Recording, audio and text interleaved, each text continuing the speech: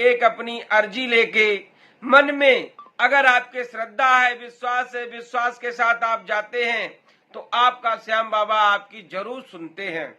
जय श्री श्याम प्रेमियों, ओम श्री श्याम देवाय नमः। तो मैं ये वीडियो सबके लिए मैंने ये वीडियो बनाया है। नासिक के एक विनोद जी हैं और उनकी धर्म पत्नी, जो कि बहुत समय हो जाता है, बहुत समय बीतने के बाद में, शादी के 17 साल हो जाने के बाद में उनके घर में कोई बच्चा नहीं होता। तो महीने की जब शुरुआत होती है, जब से लेके लास्ट में वो उनको मायूसी देखनी पड़ जाती है। उसके बाद में क्या होता है, कोई भी रिश्तेदार उनका होता है, घर परिवार में जो भी, वो उनको कहते हैं कि आपका वंश नहीं चलेगा, अब आपके वंश में कोई वृद्धि नहीं होगी क्योंकि आपके घर में कोई बच्चा नहीं है। कहीं न कहीं दिमाग में दिनेश जी बहुत सोचते हैं, दिमाग में बहुत लोड पड़ता है, लेकिन वो एक मर्द होते हैं, मर्द के नाते ज्यादा दिमाग पे टेंशन नहीं लेते हैं। लेकिन उनकी धर्मपत्नी बहुत मायूस रहती हैं और वो दिनेश जी अपनी धर्मपत्नी को लगातार समझाते रहते हैं, कहते हैं कोई नहीं, भरोसा करो श्याम बाबा पे, वो कहीं ना कहीं आपको आपके घर में कभी ना कभी किलकारी जरूर देंगे, किलकारी आपके घर में जरूर होगी।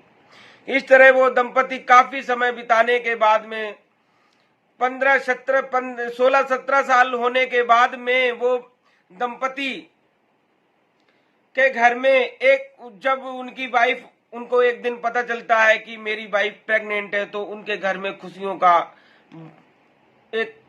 का बहुत बड़ा माहौल हो जाता है और वो उसी दिन से उस बच्चे की पूरी देख रेख करते हैं। डॉक्टर को ले जाना, दिखाना, दवाइयों का पूरा बंदोबस्त, सारा कुछ करते हैं। उसके बाद में 9 महीना जैसे तैसे वो खींच के काट लेते हैं। काटने के बाद में वो जब हॉस्पिटल लेके जाते हैं, उनको पता चलता थोड़ी देर के बाद में कि दिनेश जी आप एक पिता बन गए हैं, आपके घर में एक पुत्र पैदा हुआ है। दिनेश जी का मानो खुशियों का ठिकाना ही नहीं रहता, जमीन में पैर नहीं लगते हैं, वो तो मानो आसमान में उड़ रहे होते हैं। उनकी वाइफ भी हॉस्पिटल में बेड पे होती हैं, लेकिन बहुत खुश होती हैं, अंदर ही अंदर उनको भी बहुत खुशी पैदा होती है। उसके बाद दिनेश जी अपने सभी रिश्तेदारों को लगातार फोन करते हैं और कहते हैं कि मेरे घर तो बेटा हुआ, 17 साल के बाद में मेरे घर में किलकोरियां हो गई हैं, किलकोरियां ने आवाज लगाई है और बच्चा पैदा हुआ है।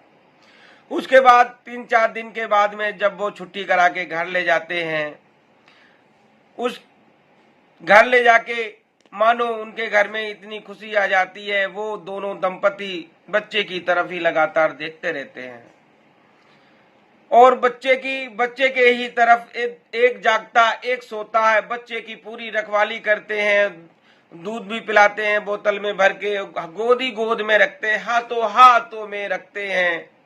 उसके बाद बच्चा जब 5 महीने का हो जाता है, अचानक ही बच्चे को बुखार आना शुरू हो जाता, उसकी शरीर से तप निकलने लगता है, बुखार आ जाता, उसका शरीर बहुत तापमान शरीर का बढ़ जाता है।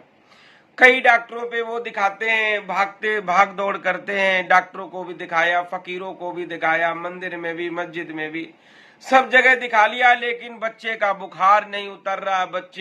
बच्चा जो उनका था वो दूध नहीं पी रहा है, न आंखें खोल रहा है, बच्चा बिल्कुल व्याकुल रहता है, बच्चा सिर्फ रोता ही रहता है। कुछ टाइम बीत जाने के बाद में दिनेश जी के कोई मित्र होते हैं, वो उनसे मिलने आते हैं उनके घर में और वो कहते हैं कि बाबा श्याम के दरबार में अगर आप जाएंगे तो शायद आपका बच्चा ठीक हो जाए। सारे दरवाजे तो आपके बंद हो चुके हैं, डॉक्टरों के चक्कर आप लगा चुके हैं, उसके बाद में जो भी जड़ी बूटी देने वाले हैं उनके चक्कर, मस्जिद के सबके चक्कर लगा ही चुके हैं। एक बार आप श्याम बाबा के दरबार में जाके देखो। वो दोनों दंपति पति पत्नी घर से निकल जाते हैं एक बस में बैठ के और अगले दिन सुबह वो वहां पहुंच जाते हैं। निशान लेकर और पूजा पाठ का जो सामान होता है, इत्र वगैरह ले लिया, निशान ले लिया, लड्डू चूरमा का प्रसाद ले लिया और भोग लेकर बाबा के दरबार में पहुंच जाते हैं। वहीं पे अपना वो एक जगह, छोटी सी जगह लेकर बैठ जाते हैं और बाबा से यही अरदास लगाते हैं कि हे प्रभु श्याम बाबा, मेरा बच्चा जैसा था वैसा ही हो जाए, ये वापस स्वस्थ हो जाए। मैं बहुत परेशान हूं, अब मेरी कोई भी चल नहीं रही है, मैं सारी समस्याओं से जूझ चुका हूं, अब मेरा बिल्कुल कोई उपाय नहीं चल रहा है। श्याम बाबा, मैं तुम्हें ये भोग लगाऊंगा, मैं वो भोग लगाऊंगा, मैं निशान चढ़ाऊंगा। इस तरह उन्होंने अपनी मनोकामना पूर्ण करने के लिए एक अर्जी लगा दी। अर्जी लगाने के कुछ ही घंटों के बाद में उनका बच्चा अचानक मुस्कुरान आंखें खोल देता है। आंखें खोलने के बाद में थोड़ा सा मुस्कुराता है और जब उन्होंने दूध की बोतल भर के बच्चे के मुंह पे जब लगाई है तो बच्चे ने थोड़ा थोड़ा दूध भी पिया।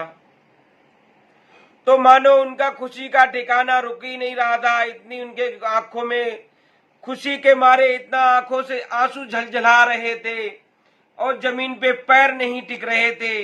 दोनों मियां बीवी, बस खुशी का ठिकाना नहीं था। दोनों मियां बीवी बहुत ज्यादा खुश हो रहे थे। तो श्याम बाबा के पास अगर आप जाते हैं एक अपना अरदास लेके, एक अपनी अर्जी लेके, मन में अगर आपके श्रद्धा है, विश्वास है, विश्वास के साथ आप जाते हैं तो आपका श्याम बाबा आपकी जरूर सुनते हैं। अगर आपके मन में कोई श्रद्धा है, कोई विश्वास है तो श्याम बाबा के दरबार में जाएं।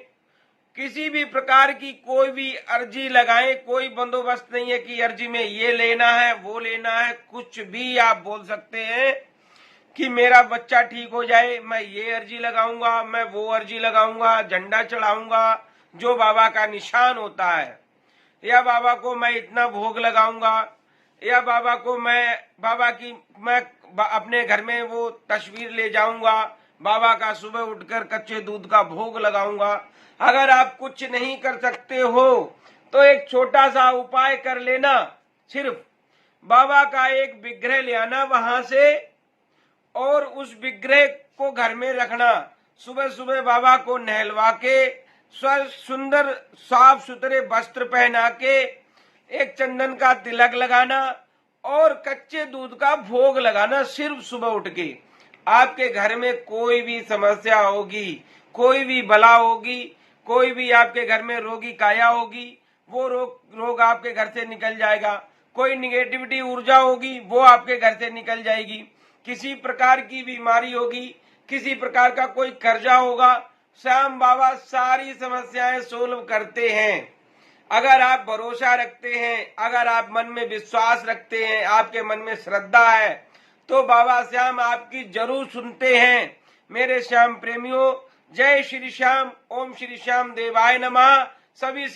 सभी को और मेरा वीडियो अच्छा लगे तो लाइक शेयर सब्सक्राइब जरूर करना और कम से कम 10 लोगों को शेयर भी करना।